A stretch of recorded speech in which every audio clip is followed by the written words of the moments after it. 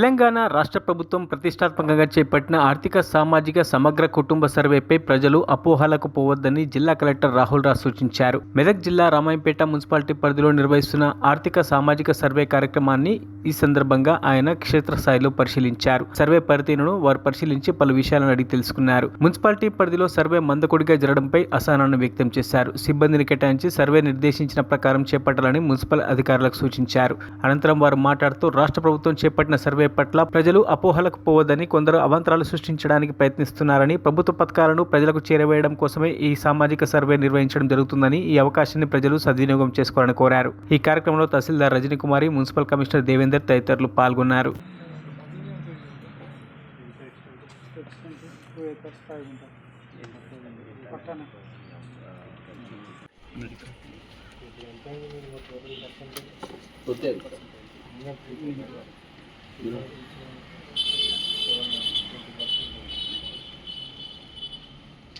ఈరోజు కొద్ది ఇంప్రూవ్ అవుతుంది.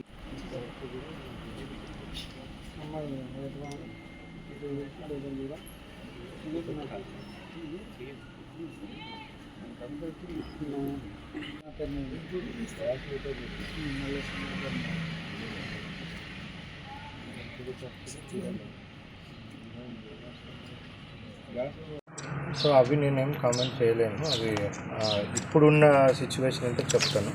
సో అందరికీ నమస్కారం. ఇప్పుడు మనము ఈ సర్వే ఏదైతే చేస్తూ ఉన్నామో హౌస్ హోల్డ్ సర్వే, సో దీంట్లో ఎస్పెషల్లీ మనము వాళ్ళ ఎడ్యుకేషన్ డీటెయిల్స్ కానివ్వండి, వాళ్ళ ఉపాధి డీటెయిల్స్ కానివ్వండి, మళ్ళా తర్వాత వాళ్ళు రాజకీయంగా ఏదన్నా పదవి అనుభవించినట్టయితే దానికి సంబంధించిన డీటెయిల్స్ కానివ్వండి, వాళ్ళ కుటుంబం యొక్క డీటెయిల్స్ కానివ్వండి, సో వాళ్ళ కాస్ట్ అదర్ డీటెయిల్స్ కానివ్వండి, సో ఇటువంటివి మనము తీసుకుంటా ఉన్నాం.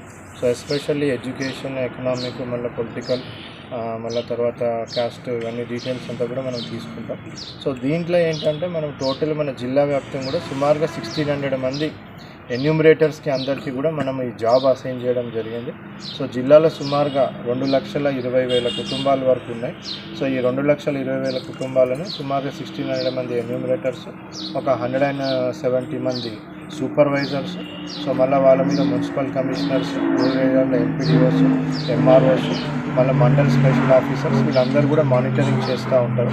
సో ప్రజలందరూ ఏంటంటే ఇప్పుడు వరకు కూడా మన జిల్లా వ్యాప్తంగా కూడా మంచిగా సహకరిస్తూ ఉన్నారు.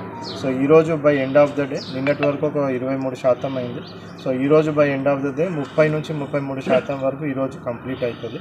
సో మన ఎక్స్పెక్టేషన్స్ ఏంటంటే ఇంకొక 1 వీక్ 10 డేస్లో టోటల్ సర్వే అంతా కూడా కంప్లీట్ అవుతుంది అనేసి మనం ఎక్స్పెక్ట్ చేస్తూ ఉన్నాం.